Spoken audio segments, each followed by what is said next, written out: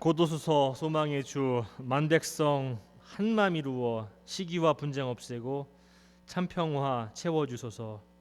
제가 지금 찬양한 것 같이 하나님, 이 세상에 시기와 분쟁이 없으며 평화로운 날을 바라봅니다.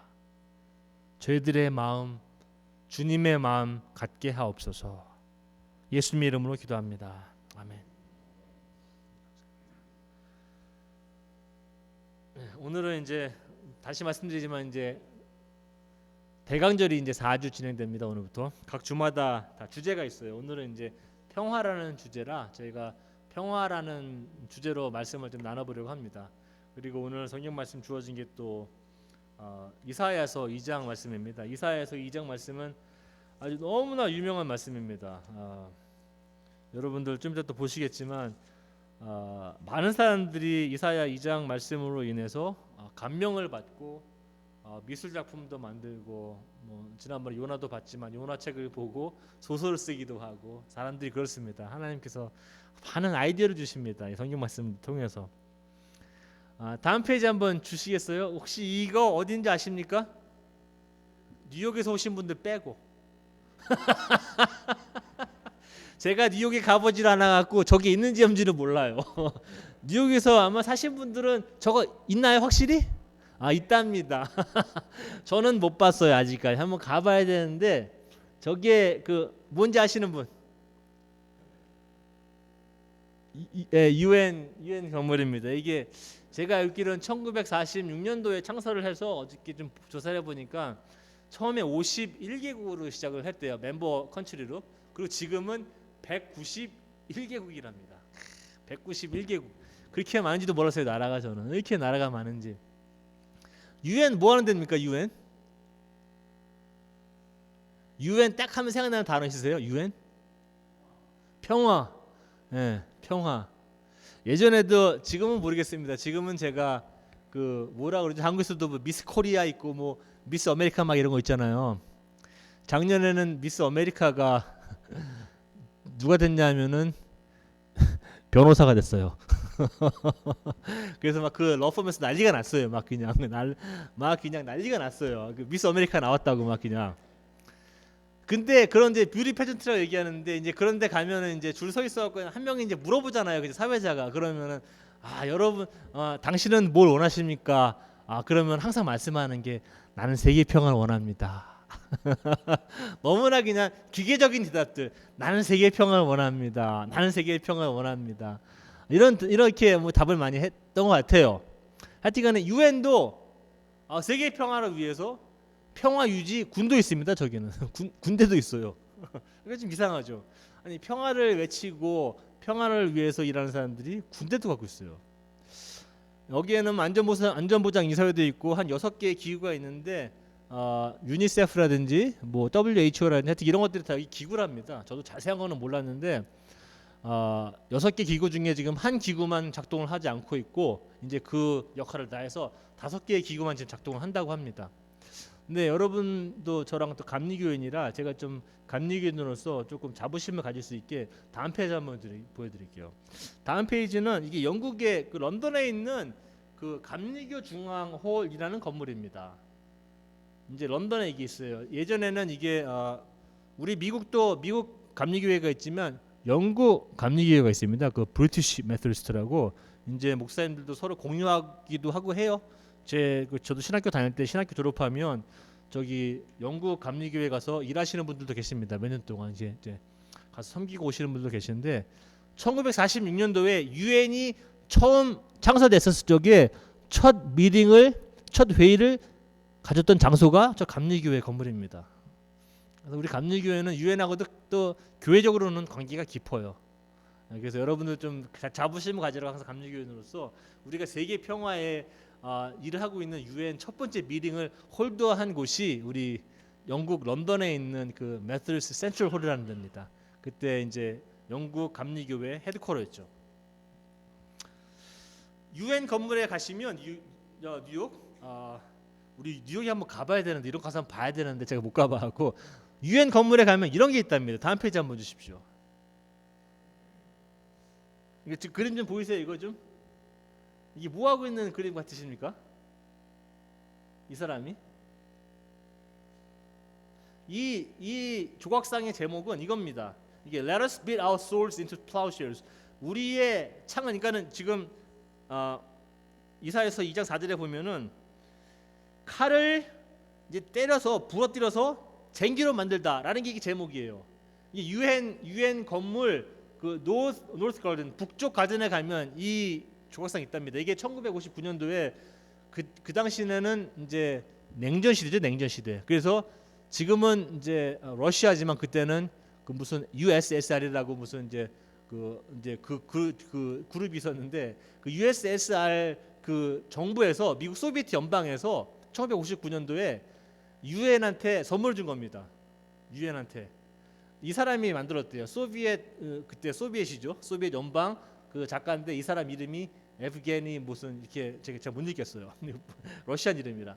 이 사람이 이제 준 건데, 이게 아까 이사야서 2장 4절을 이제 감명받아서 이 칼을 때려서 쟁기로 만들고 그 다음에 창을 때려서 우리가 낫으로 만들자. 그러면서 우리 인간이 갖고 있는 어떠한 열망들, 이 전쟁은 그만하자라는 열망들, 그리고 우리가 이러한 다른 사람들을 다 가서 부시고 죽이는 그러한 도구들을 갖다가 이 사람 인류를 행복하게 만들고 인류를 더 낫게 하는 도구로 쓰자라고 하는 취지에서 1959년도에 유엔한테 이 작품을 기증했습니다. 너무 감명 깊어요. 저도 보면서 참 대단하다. 우리 인류의 열망. 지금도 이렇게 열망하지만 여러분들 뉴스 보시면 매일 나오는 게 뭡니까? 매일 뭐 그냥 어디 중동에서 뭐 일 터지고, 이란에서 일 터지고, 가서 뭐 폭탄 투하하고 전투기 보내고 군인들 보내고, 여기서도 미국군 엄청 나가 있죠. 한국에서도 미국 주둔군이 있고, 그리고 여기 골드스보로만 가도 뭐 강지사님 아시겠지만 거기 시모어 그 존슨 에어포스 베이스라고 공군이 있어요. 거기에는 그 KC-135라고 그 공중 구비하는 거 아시죠? 전투기 뜨면은 이제 전투기가 떠서 이게 선 연결되어서는 주위 공급하는 거 있지 않습니까? 주위 공급하는 거. 그게 이제 KC-135인데 그게 미국에서 거의 여기뿐이 없을 거예요. 시모 존슨이 없어요. 골드스보로에서. 아프가니스탄에 뭐가 일 있으면은 여기는 맨날 떠납니다. 골드스보로에서. 전쟁 때문에 그래요. 전쟁 때문에. 다음 페이지 한번 주십시오. 대강절, 대림절. 오늘 좀 시간이 많이 없었고 제가 이제 엄청나게 빨리 해야 되는데, 이게 지금 촛불 색깔 있잖아요. 이렇게 보라색 색에다가 이제 핑크색 하나입니다. 이게 6세기 때 시작한 전통입니다. 6세기 때부터 촛불을 이렇게 켜놓고 4개 아니면 가운데 하얀색이 있는데, 이거는 이제 그리스도 촛불이라고 해서는 이제 그 당연히 예수님 오시는 탄생을 기념하면서 축하하면서 이렇게 촛불을 이제 피면서 우리가 매주 평화, 소망, 기쁨, 사랑을 보내면서 자기 스스로를 바라보기도 하고, 그리고 예수님의 다시 오심을 기다립니다. 물론 예수님이 다시 육적으로 다시 태어날 것은 아니지만 우리 마음속에 어떻게 우리가 예수님이 자리 잡느냐라는 문제입니다. 평화. 예전에 그 그리스나 로마 시대 때는 이런 말이 있어요. 그 로마 평화. 이게 라틴 말은 그 팩스 로마나라고 그래요. 이제 역사 시간에 배우면, 세계사 시간에 보면 배우거든요. 이게 팩스 로마나라고 합니다. 이게 로마 평화인데 굉장히 겉으로 드러나는 평화입니다. 이런 것들은 표면적인 평화예요. 사람의 마음이 평안하든 평안하지 않든 상관없어요. 이 사람들이 얘기하는 평화 이런 거예요. 로마 사람들이 가서 다른 나라 가서 점령하게 되면 그 다른 나라 사람들을 자기 종으로 삼아요. 그래서 종으로 삼는 표시로 우리들한테 세금을 내라. 두 번째로 우리 로마 정부에 대해서 니들이 정복시키려고 도전하지 말아라. 정치적으로 그 두 개만 하면 니네들은 우리가 원하는 거 다 하게 해준다라는 것이, 간단히 얘기하면. 그러니까는 니들이 뭐 평안한 마음을 갖고 그런 게 아니라 니들이 세금 내고 조공 바치고, 두 번째는 니들이 우리 로마한테 덤비지만 않으면 우리는 니들 그냥 가만 냅둔다라는 거예요. 그게 팩스 로만 피스예요. 구약에서 보면, 뭐 오늘도 이사야도 읽었지만 구약에서도 보면은 개인적인 평화, 영적 평화를 많이 이야기하고 있지는 않습니다. 구약에서 얘기하고 있는 평화는 좀 이따 또 말씀드리겠지만 관계적인 평화입니다. 사람들과 사람들 간의 사이. 그리고 이제 신약에 오면은 물론 구약도 마찬가지입니다. 사람과 인류와 하나님과의 사이의 평화를 많이 이야기합니다. 다음 페이지 한번 주십시오. 제가 한번 여러분께 질문 한번 드릴게요. 분쟁이 없는 곳, 시기가 없는 곳, 갈등이 없는 것, 그것이 평화입니까? 갈등이 없는 곳이 있습니까, 세상에? 분쟁이 없는 곳 있으십니까? 시기가 없는 곳 보셨습니까?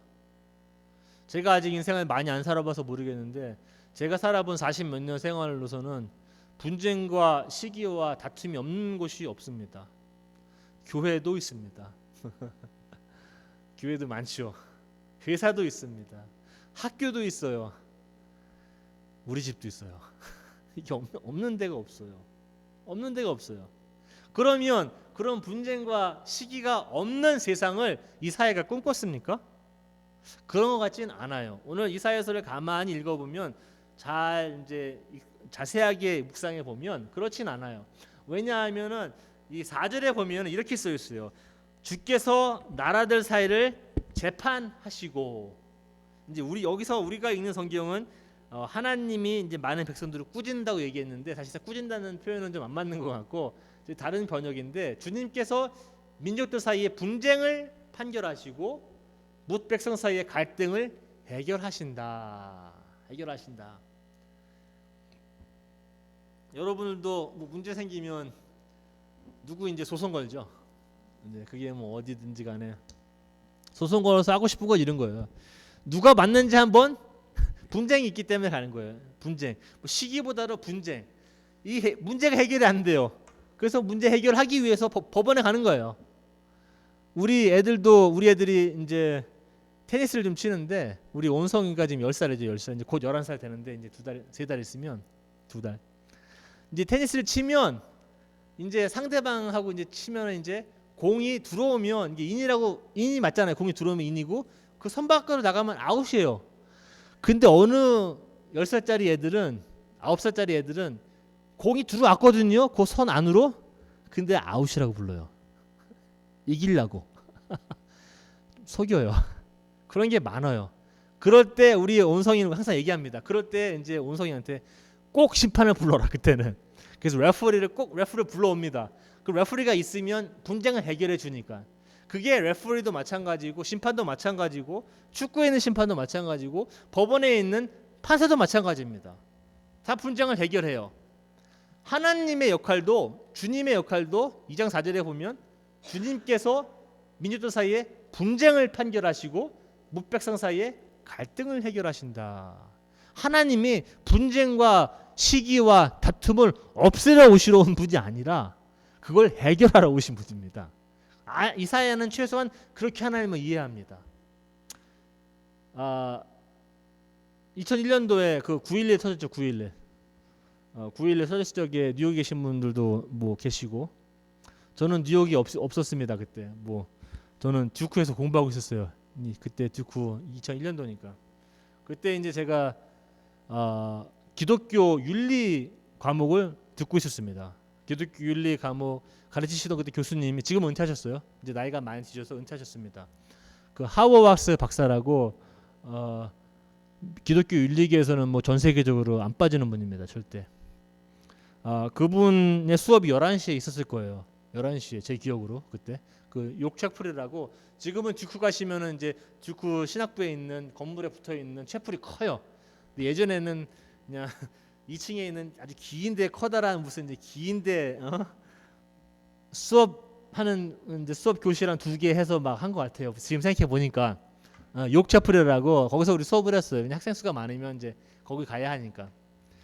그래서 11시에 수업이 있는데 저는 이제 학생 라운지에서 그 트윈타워 하나가 넘어지는 거를 보고 다들 그냥 뭔지 벙 쪄서 이게 뭔가 뭐 영화 보는 것도 아니고 그런 상태에서 11시에 수업이 이제 들어갔죠. 저는. 근데 그 수업을 캔슬 안 하시고 그분이 보통 그 수업이 한 1시간 15분 정도 하시는데 한 5분 10분 말씀하시고 나가셨어요. 그때. 그분이 하신 말씀 다 기억은 못 하는데 이렇게 비슷한 말씀을 하셨어요.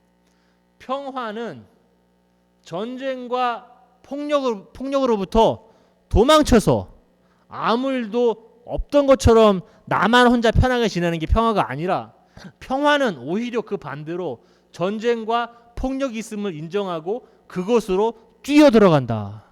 그리고 그곳에서 평화를 이루어내는 것이다. 평화는 굉장히 위험한 겁니다. 사실은 전쟁과 폭력이 있으면 내가 도망가서 나만 살고 우리 집만 잘 살고 우리 교회만 안전하게 있고 이런 게 평화가 아니랍니다. 오히려 그 전쟁과 평화를 너무나 우리의 현실로 인정하고 그곳에 과감하게 용감하게 걸어 들어갈 수 있는 용기, 그곳에서 평화를 이뤄낼 수 있는 용기, 내 생명을 내놓고 이 평화를 이뤄내는 것이 진정한 평화라고 이야기를 하신 것 같아요. 지금 생각해 보니까. 그리고 떠나셨어요. 한 10분 얘기하시고. 예. 지금도 저한테는 굉장히 크게 들려옵니다. 이런 음성들이. 우리 히브루 말에서는 이 평화가 우정이라는 말로도 표현돼요. 우정. 나의 친구라는 거, 친구. 그러니까 너가 나의 친구라면, 진정한 친구라면 우리가 분쟁도 있고 시기도 있고 다툼도 있습니다. 갈등도 있어요. 그럼 갈등 해결할 때 어떻게 해결합니까? 서로 치고받고 싸우진 않죠. 친구라서 이야기 나눕니다. 어느 때는 의견이 막 오고 가고 말도 안 되지만 서로 들어줍니다. 화도 나기도 하지만 우리는 네가 마음에 안 든다고 칼을 갖고 가거나 총을 갖고 가거나 그러진 않아요. 근데 요즘에는 한국 뭐 가끔 뉴스 보면은 뭐 아파트에 사시는 분들 층간소음 막 그것 때문에 막 사람도 막 죽인다면서요. 갈등 때문에. 다음 페이지 한번 주십시오. 아까 말씀드렸다시피 이 평화는 인간과 인간 아니면 인간과 어떤 신의 관계에 대한 걸 많이 성경도 이야기합니다. 예수님의 임무, 예수님께서 이제 12월 25일 날 이제 또 오실 거예요. 오시면 도대체 왜 오셨을까? 그 2000년 전에 왜 오셨는지 저희는 계속 되뇌입니다. 저 스스로한테도 되뇌이고 여러분한테도 계속 기억하시라고 다시 말씀드립니다. 예수님 왜 오셨습니까 도대체? 나 구원하려고 오신 겁니까? 왜 오신 겁니까 예수님은 도대체? 제가 볼 때 예수님이 오신 이유는 오늘 이제 여는 기도도 그렇고 하나님 말씀도 그렇고 찬송도 그렇고 우리가 여러 가지 지금 계속 이제 반복하고 이런 거예요. 예수님의 임무는 중재자 역할입니다. 중재자. 그 영어로는 mediator라고 얘기하는데 중재자 역할합니다. 때로는 평화를 이루는 자. 왜냐하면 우리가 아까 마태복음 5장 9절에 이게 이제 산상수훈 말씀인데 이런 말씀이 있어요.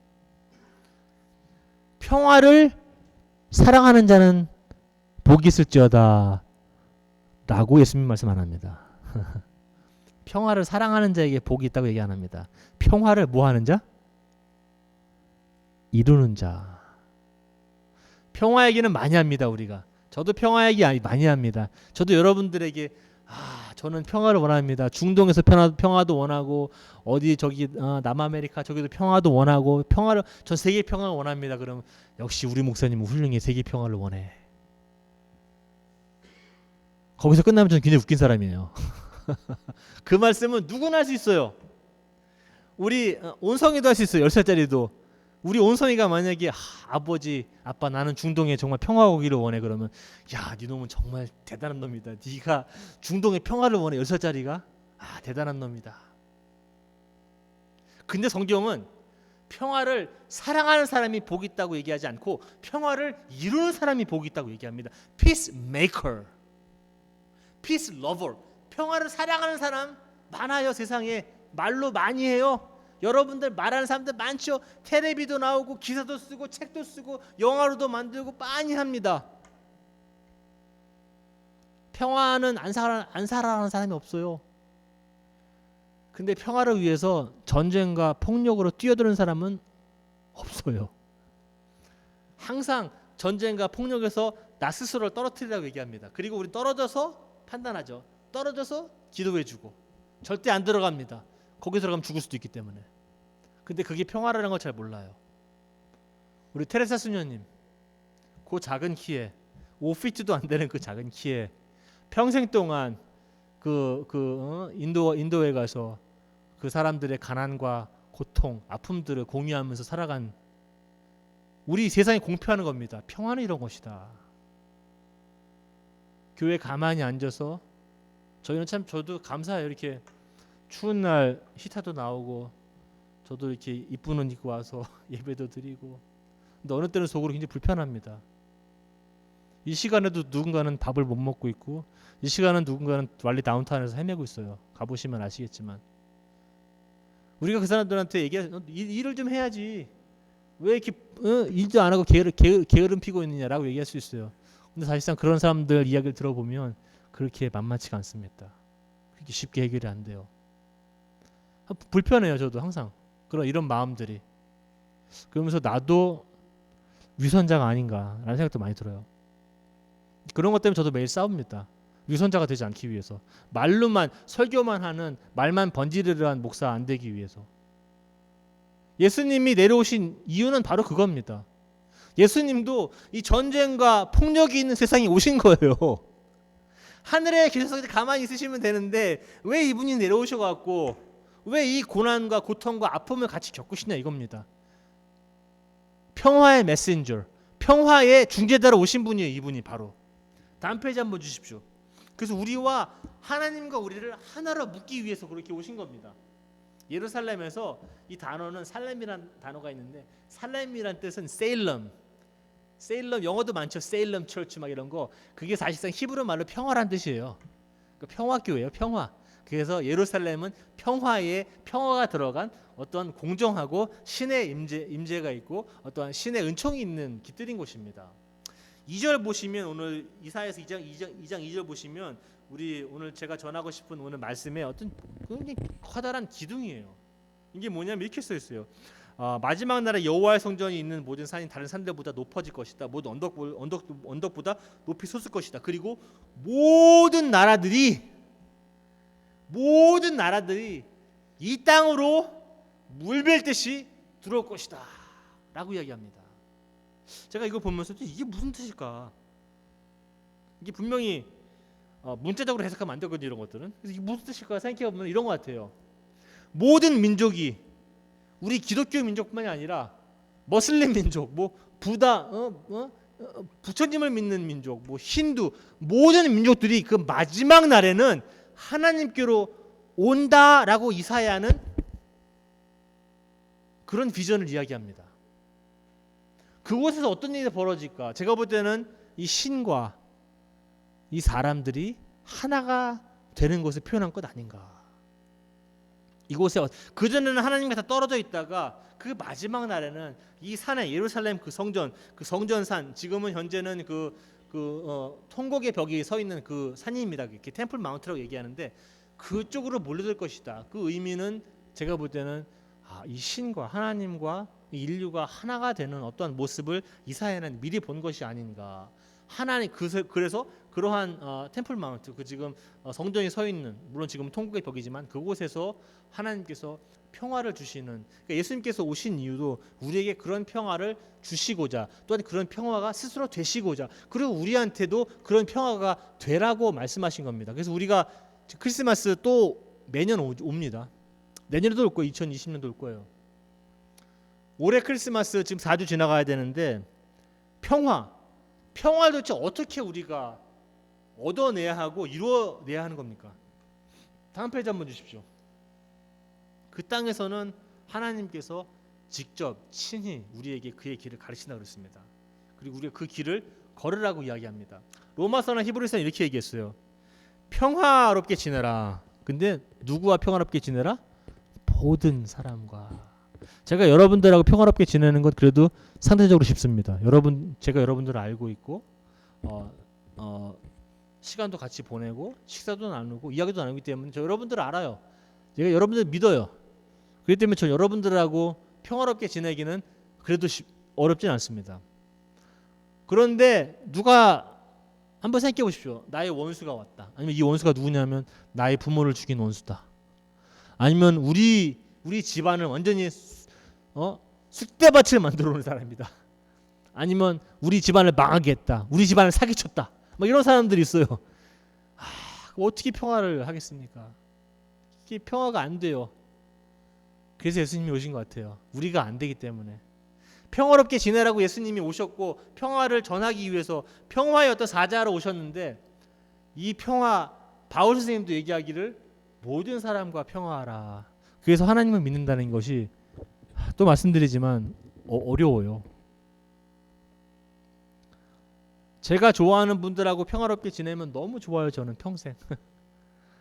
근데 이 바울 선생님은 하나님께서는 바울 선생님을 통하여서 그냥 사람과 평화롭게 지내라고 하는 것도 어려운데 모든 사람과 평화롭게 지내랍니다. 그게 우리 예수님께서 오신 기독교 이제 크리스마스 오셔서 우리가 매주 지나가면서 생각해야 될 것들이에요. 모든 사람과 내가 평화롭게 지내고 있는가? 못 하신다면 여러분들도 스스로를 또 들여다보셔야 될 것 같습니다. 저도 그렇고요. 그게 예수님께서 내려오신 목적입니다. 그래서 하나님과 우리가 하나 될 수 있게, 우리 사람들이 하나 될 수 있게, 그런 것이 전쟁을 끝내는 것이든 폭력을 끝내는 것이든. 그래서 또 말씀드리지만 우리 예수님도 말씀하시기를 평화를 이루는 사람이 복되지 평화를 사랑하는 사람이 복되다고 얘기하지 않습니다. 나라와 나라가 더 이상 폭력이나 전쟁으로 분쟁을 해결하지 않을 것입니다. 지금은 문제만 생기면 항상 가서 때릴 생각부터 하죠. 왜냐하면 우리 군사적으로 세니까, 장비가 많으니까. 지금도 뭐 국방연구소, 미국이나 전 세계에서 또 다른 신기한 새로운 무기를 만들기 위해서. 예전에 이런 일도 있었죠. 그 미국에서 한번 그 스트라이크 했었을 적에, 그때 어디 이집트였나요? 한번 폭탄 한번 터뜨리고 나서 그게 이제 뭐 매스 디스트럭션, 뭐 다른 사람들을 많이 대량으로 살상할 수 있는 무기를 가서 있는 곳을 다 부셔야 되는데, 다 부셔놓고서는 부셔보니까 거기가 아니에요. 알고 봤더니 CIA에서 그 지도를 굉장히 오래된 지도를 썼대요. 새로운 지도가 아니라. 그리고 한다는 소리는 미안합니다. 사람의 생명이 존중되지 않는 곳이 이곳입니다. 그래서 예수님이 오셨습니다. 사람의 생명은 귀중한 것이다. 사람의 생명이 뭐 너무 숫자가 아닙니다. 그렇기 때문에 예수님이 오신 겁니다. 다음 페이지 한번 주십시오. 우리 유엔에 가면 또 이런 저도 보고 참 이런 작품도 있답니다. 이게 이제 스웨덴 작가가 이 작품을 조형물을 만들어서 또 기증을 했는지 뭔지 모르겠지만, 이게 그 유엔 비지터스 가든에 가면 이게 있답니다. 저 뉴욕 가면 꼭 가고 싶어요. 저런 거 좀 보러. 이게 원래 제목은 비폭력입니다. Non-violence.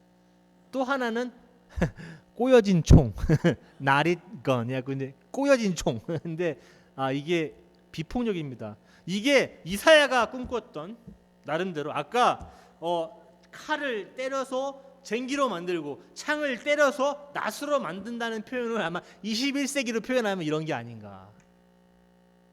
제가 여기서 지금 뭐 수정헌법 2번 조항 뭐 이런 거 말씀드리는 거 아닙니다. 이게 복잡해요. 저는 뭐 그런 제가 볼 때는 그 대법원에서 내린 판결이 제가 볼 때는 맞지 않다고 봅니다. 그게 DC vs 헬러라고, 그것 때문에 지금 다 총 갖고 있는 거예요. 왜냐면 수정헌법 2번 조항을 지금 적용해서 총을 갖고 있을 수 있다고 얘기해요, 대법원에서. 그래서 지금 갖고 있는 거예요. 얼마 안 돼요, 이런 것들이. 뭐 그런 거는 저 얘기하는 거 아닙니다. 근데 저런 건 상징적으로 볼 때 우리가 저 총도 좀 부셔서 쟁기로 만들고 우리가 조금 탱크도 부셔서 낫으로 좀 만들고, 우리 모든 사람들이 보편적으로 우리 인류의 보편의 어떠한 복지를 위해서 쓰여지는 어떠한 창조적인 생각을 해야 되지 않느냐라는 점에서 저는 굉장히 좋아합니다. 이런 것들을 보면. 마지막으로 평화 열쇠. 제가 뭐 여러분들에게 마술처럼 이것을 하면은 평화가 생깁니다라고 저는 말씀을 못 드려요. 근데 오늘 이사야 말씀도 보고 마태복음 말씀도 보고 또한 바울 선생님 말씀도 보고 제 생각도 조금 조합을 해서 보니까 진정한 평화는 우리가 하나님을 만날 때, 우리가 하나님의 마음과 하나가 될 때, 제가 여러분들 뭐 악수하고 이렇게 눈만 쳐다본다고 평화롭겠습니까? 여러분과 제가 진정으로 평화를 이루는 방법은 여러분의 마음과 제 마음이 하나가 되는 겁니다. 그럴 때 평화가 이루어집니다. 그럴 때 사랑이 이루어집니다. 거기에는 거짓이 없습니다. 그래서 우리는 진실을 이야기합니다. 평화를 이야기하면서 사랑도 이야기하고 진실도 이야기합니다. 여러분들도 하나님 섬기는 것이, 또 말씀드리지만 자꾸 책 보고 외우려고 그러시고 이러시면 안 됩니다. 뭐 하나 또 교리 하나 또 외우시려고, 어디 또 신학적으로 뭐 하나 신학 어디 딴 데서 들어가고서는 뭐 내가 더 안다고 자랑하고 이러는 거 절대 아닙니다. 그게 여러분들 절대 구원해 주지 않습니다. 오로지 여러분의 마음과 하나님, 바울 선생님이 이렇게 얘기했죠. 빌립보서 이렇게 얘기했죠. 너희는 이 마음을 품으라. 그 마음은 그리스도의 마음이니. 이게 하나님과 연합되는 겁니다. 우리가 성찬식 하는 것도 주님과 주님의 살과 피를 우리가 바심으로 먹음으로 주님과 하나 되기를 바라는 마음입니다. 그럴 때 우리 크리스마스, 여러분들 또 라디오 들으시면 크리스마스 캐롤 나오고, 또 타겟 가서 쇼핑하셔야 되고, 샘스클럽 가서 또 사오셔야 되고, 이런 것에 다 치여지지가 않아요. 여러분들 정신 똑바로 차리시고 우리 대강절 기간 동안에 크리스마스 준비하시면서 주님과 연합할 수 있는 우리 아가페 교인들, 그것이야말로 진정한 평화다라고 제가 오늘 감히 말씀드립니다.